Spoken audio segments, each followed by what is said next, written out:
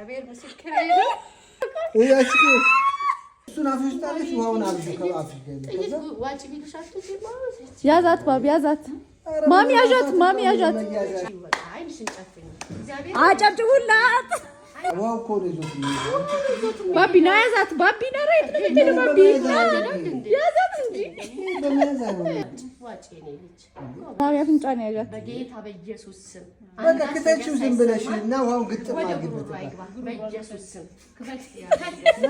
እንዳይሻላት በኢየሱስ ስም እግዚአብሔር ገስጸው በእውነት በቃ ምንም ሳይሰማሽ ነው የምትወስጂው እግዚአብሔርን አንዬሙ ምንም ማሰብ አይጠበቅብሽም እኮ ነው እንዴ ቦርቡር አድርጊ